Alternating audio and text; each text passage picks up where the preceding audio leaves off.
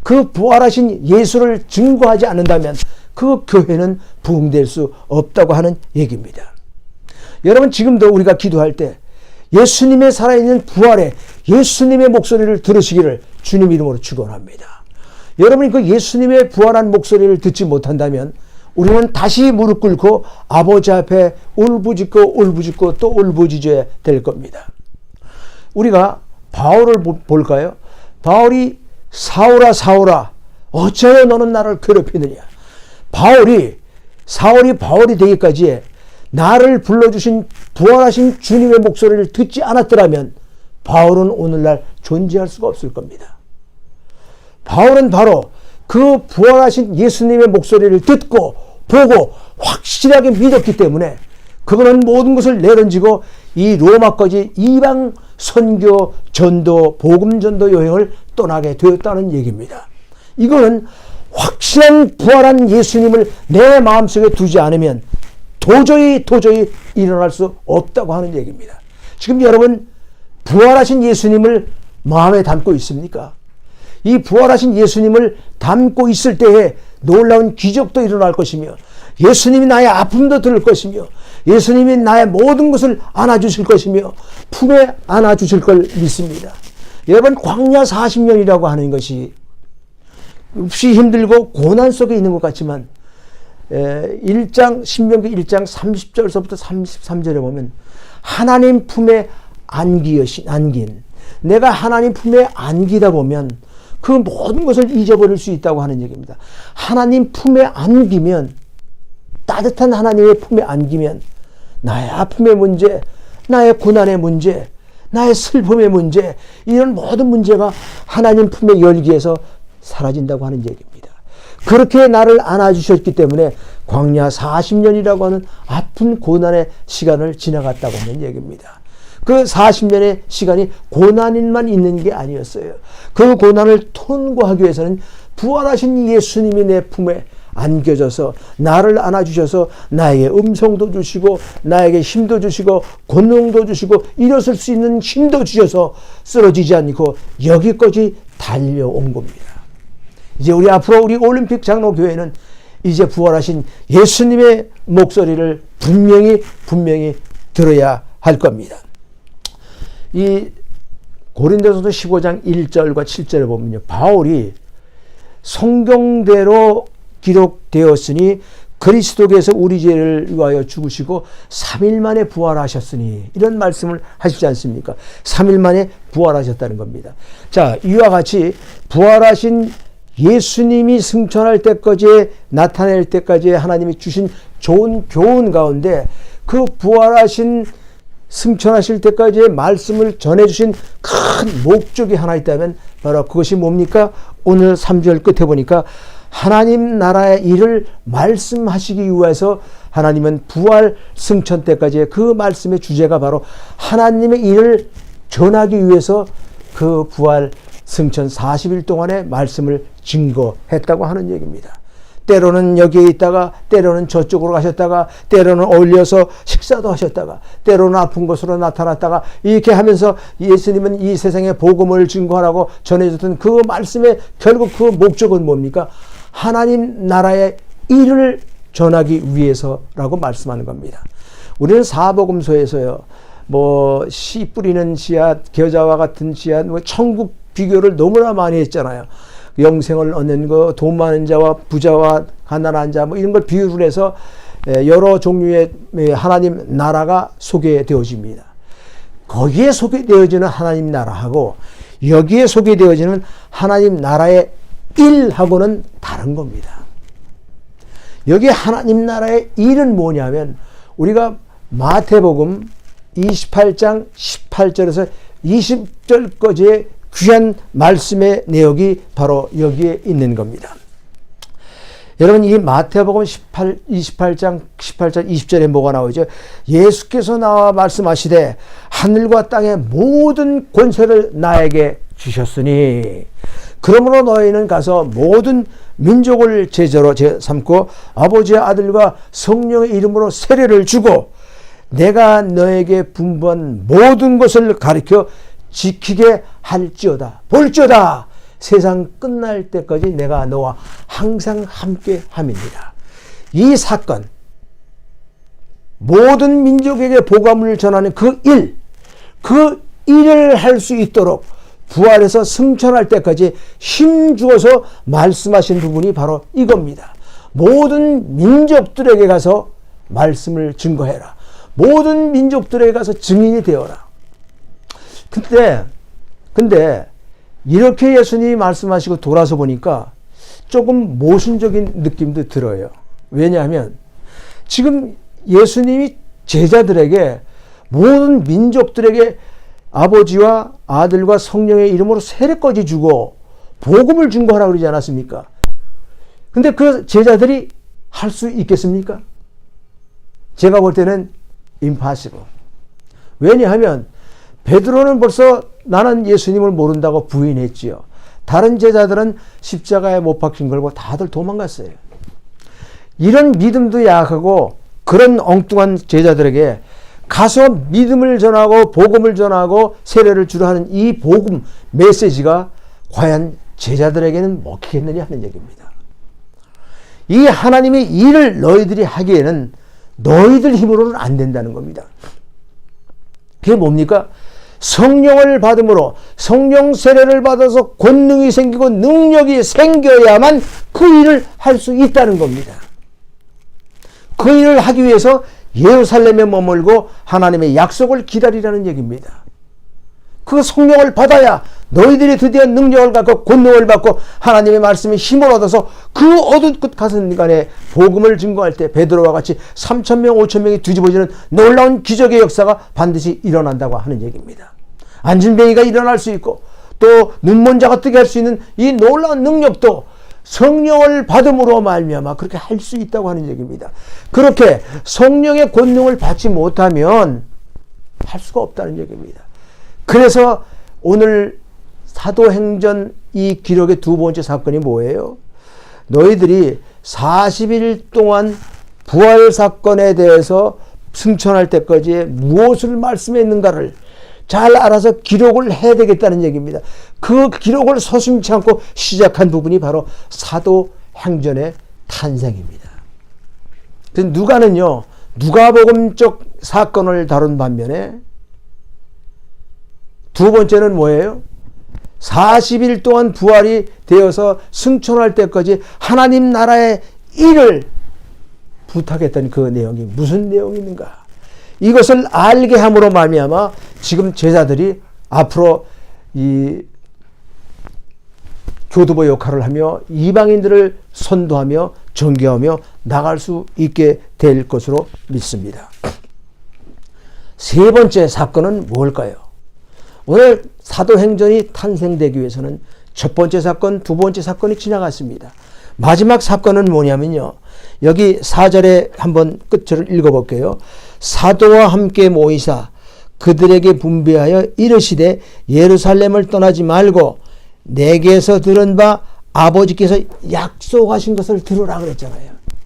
이제 아버지께서 약속하신 것을 들어서 깨닫기만 하면 사도행전 복음이 탄생되는 그 이유를 정확하게 알게 될 겁니다.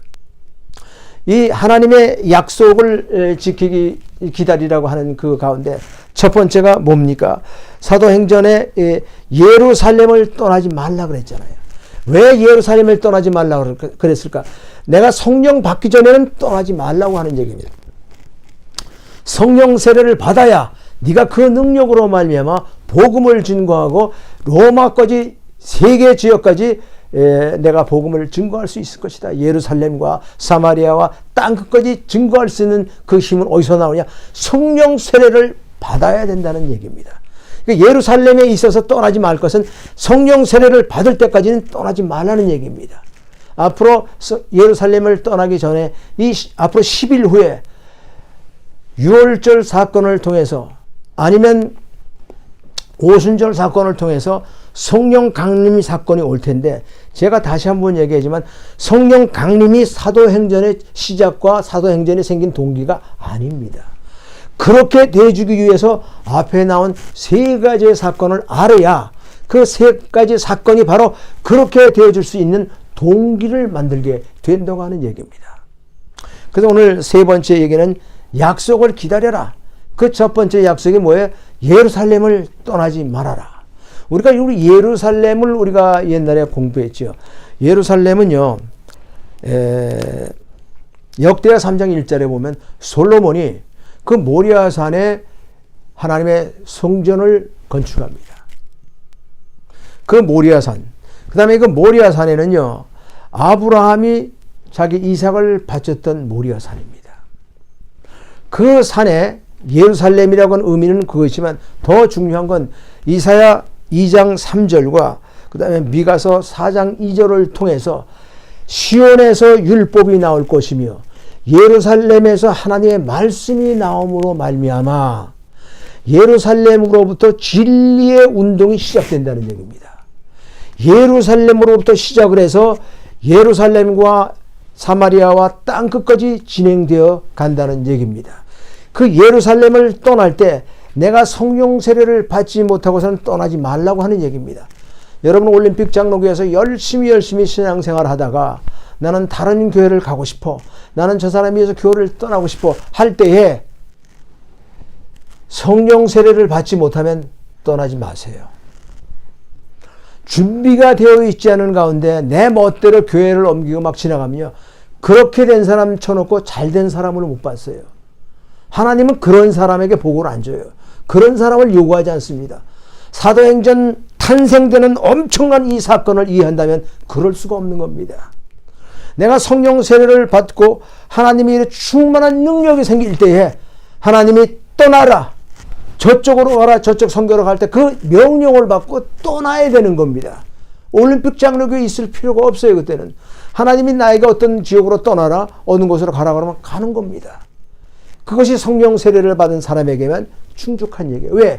능력이 있으니까, 권능이 생기니까. 그 권능으로 말미암아 내가 성령 세례를 받고 우리가 이 충만하여 은사를 받고 떠나다닐 수 있는 이런 관념을 우리가 알게 될 겁니다. 제가 언젠간 이 사도행전 가운데 이제 프린트물이 또 나가게 돼요. 그때 성령 세례, 성령 충만, 성령 은사, 성령 열매, 성령 사역, 이거를 개념 정리를 내가 정확하게 해드립니다. 이것이 훈련되지 않으면, 이것이 내 머리에 쉽게 돌지 않으면, 외우는 게 아니에요. 돌지 않으면 저희들은 큰 일꾼이 못 되고 권능을 받지 못할 겁니다. 올림픽 장로교인 여러분, 이제 우리는 일어서야 됩니다. 우리는 사도행전 교회가 올림픽 장로교회에서 일어나야 됩니다. 앞으로 몇 달 동안 진행되어 가는 과정 속에 누구든지 이 사도행전적 스타가 나와야 됩니다. 사도행전적 교회가 탄생되어야 됩니다. 성령의 오심으로 말미암아, 강림함으로 말미암아 오순절 교회를 통해 뭐가 생겼습니까? 교회가 탄생되잖아요. 교회가 탄생됨으로 말미암아 복음이 증거됩니다. 점점 말씀이 왕성해서 교회가 부강하게 됩니다. 그때 우리 바울은 이 1장서 12장까지는 베드로의 그 여행이 나옵니다. 그래서 1장서 15장까지 베드로가 9번 설교를 하게 돼요. 1장서 15장까지는요, 베드로가 9번 설교를 하게 됩니다. 이 9번 설교를 기초로 해서 매 장마다 28장 전체 말씀을 제가 훑어 내려갈 겁니다.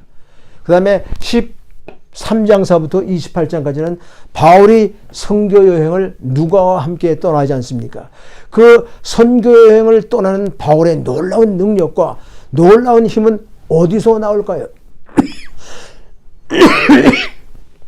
성령 세례를 받는 권능에서 나옵니다. 이 성령 세례 공부가 안 되니까 이 후반절에 가면 뭐예요? 나는 성령 세례를 들어본 적이 없습니다. 나는 물로 세례를 받았지 성령 세례를 들어본 적이 없는 것 같습니다. 우리가 사도행전 5장 끝절에 각 지역마다 예수가 그리스도라고 하는 공부를 배웠다고 그랬잖아요. 그리고 6절에 오니까 교회가 브로큰돼서 다시 부흥되는 6명의 7명의 집사가 탄생되지 않습니까? 그때 예수를 그리스도라고 가리키는 교육이 이루어졌지만 거기서 빠진 것이 하나 있어요. 뭐야? 성령 세례를 받아야 내가 권능을 받고 복음을 증거할 수 있다는 놀라운 능력이 임한다고 하는 이 교육이 안 된 겁니다. 그래서 우리가 그 성령 세례를 받지 않으면 우리는 도저히 일을 해 나갈 수가 없습니다. 나는 지금도 얘기합니다. 여러분, 성령 세례를 받으셨습니까? 성령 세례를 받으셔야 여러분이 일을 할 수 있고 여러분의 문제가 해결되고 여러분의 이웃을 살릴 수 있고, 성령 세례를 받아야 여러분이 나가서 복음을 증거하고 복음을 증거해서 데려온 그 전도의 열매까지 관리하면서 이 올림픽 교회가 성령 열매로 차곡차곡 쌓아져가는 그런 교회가 될 줄을 믿습니다. 이 세 번째 단계 탄생되는 조건에 있어서 이 약속이라는 게 있잖아요. 약속을 기다려. 이 약속은요, 너와 나 사이에 꼭 앞으로 이루어질 것을 약속해 어기지 않고 약속하는 이 키핑 사건을 바로 우리는 뭐라 그래요? 약속이라고 그러잖아요. 근데 여기서 그 약속을 기다려라. 그러면 하나님께서 저희들에게 약속을 기다리라고 하는 사건은 바로 뭐냐면 성령 사건이거든요. 우리가 요한복음 14장 16절을 읽어보면, 14절을 16절을 읽어보면요, 내가 아버지께 구하겠으니 그가 또 다른 보혜사를 주사 영원토록 너와 영원히 함께 있으리라. 그 보혜사 성령을 너한테 보낼 때에 그 성령은 너와 영원히 있게 된다고 하는 진리를 알게 해줍니다. 지금 예수님은 내가 떠남으로 말미암아 하나님께서, 예수님이 보내는 게 아니라 하나님께서 새로운 보혜사를 너에게 보내준다고 그랬습니다. 이 약속이 첫 번째, 내 안에 함께 거한다고 그랬잖아요. 네가 하나님의 아들로 인치심을 받게 되면 내가 너에게 성령을 부어주리라. 이런 말씀을 해주시지 않습니까? 그렇기 때문에 내가 하나님의 아들로 인치심을 받을 때에 내가 성령이 내 안에 들어오게 되는 겁니다. 자, 이와 같이 이 성령이 나에게 들어오는 첫 번째 약속을 하게 됩니다. 두 번째는 그 성령이 오시는 그 성령을 진리의 영이라고 해서, 이 진리의 영은 우리에게 가르치시기도 하고 생각나게 해주시기도 하고 또 우리에게 모든 것을 생각나고 또 앞으로 일어난 모든 미래를 우리에게 알게 해주신다고 하는 약속입니다. 진리의 성령이 나에게 오면 말이죠. 세 번째로, 하나님께서 약속하신 이 진리의 이 성령이 나에게 보내어진다면, 특히 요한복음 16장 17절에서 24절에 엄청난 기록이 거기에 기록되어 있습니다. 성령이 이 세상에 보내지면요, 내 속에 성령이 거하잖아요. 그 성령이 무슨 일을 하냐면요, 죄를 심판하시고 의롭지 않은 자를 심판하시고 이 세상 임금들을 심판하신다고 하는 얘기입니다. 죄에 대하여 하나님이 심판한다는 건요, 예수를 믿지 않게 되면 심판을 받게 된다는 얘기죠. 의에 대한 심판은요, 하나님 예수님이 떠났으니까 이제 의로운 사람은 내가 마치 의인인 것처럼 행위를 하는 것, 이것도 심판을 받는다는 겁니다. 이렇게 성령이 오셔서 우리가 제재받지 못하는, 우리가 엄청난 실수가 되어질 수 있을까 봐 모든 것을 알게 해주시고 생각나게 해주시는 이 성령을 우리에게 주신다고 하는 얘기입니다. 이 성령을 받아야 내가 권능을 받고 능력을 받고, 이 성령을 받아야 극복할 수 있고 말씀을 증거하는 담대한 힘을 얻게 된다고 하는 얘기입니다. 사랑하는 성도 여러분, 오늘 우리가 여기서 기필코 알아야 될 것이 하나 있습니다.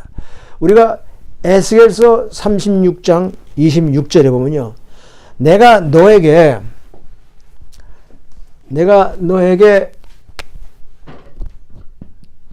새 영과 새 마음을 내가 불러 넣어 주니 너의 그 굳건한 그 마음이 재건되어서 부드러운 마음으로 변화되리라. 이것이 뭐냐면 성령 세례의 기본입니다. 새 영을 불러 넣어주고 새 마음을 만들어주는 이 두 가지 사건이 같이 병행하여 일어나는 것이 성령 세례입니다. 그래서 한마디로 말하면요, 성령 세례라고 하는 것은요, 예수님의 죽음과 부활의 사건, 그 신비한 사건에 내가 동참함으로 말미암아 내가 성령을 받게 된다는 얘기입니다. 그 성령을 받게 됨으로 말미암아 끝인 게 아니라 고린도전서 12장 16절 17절에 26절 27절에 그 받음으로 말미암아 내가 교회의 지체가 된다는 겁니다. 교회의 한 지체가 됨으로 말미암아 내가 선교도 떠나게 되고 교회 일도 하게 되고 여러 가지 일들을 하게 될 겁니다. 그때 필요한 게 성령의 은사입니다. 이 성령의 은사를 하나님께서 주셔서 하나도 빈틈하지 않고 하나도 신뢰되지 않고 하나도 부족하지 않고 우리들에게 그런 능력을 허락하여 주신다고 하는 얘기입니다. 사랑하는 성도 여러분, 오늘은 지난 시간에 제가 그 빌립이라고 하는 친구를 같이 모시고 같이 나왔는데, 오늘은 제가 그 모세하고 같이 나와서 여러분하고 함께 웃으며 강의를 하려고 했습니다. 근데 오늘은 그냥 끝으로 인사만 같이 하고 오순절 강의를 할 때 잠깐 찾아뵙고 이 모세와 함께 얘기를 한번 나누는 시간을 가져보겠습니다. 오늘 이 친구는요, 우리가 구약에서 소개되어지는 모세입니다. 이 모세가 여러분에게 인사하고 끝을 맺을까 합니다. 우리 모세가 인사를 하게 됩니다. 안녕하십니까? 계속 갈까요? 물론 하세요. 나는 오늘 목사님의 강의에 의뢰 많이 받았습니다.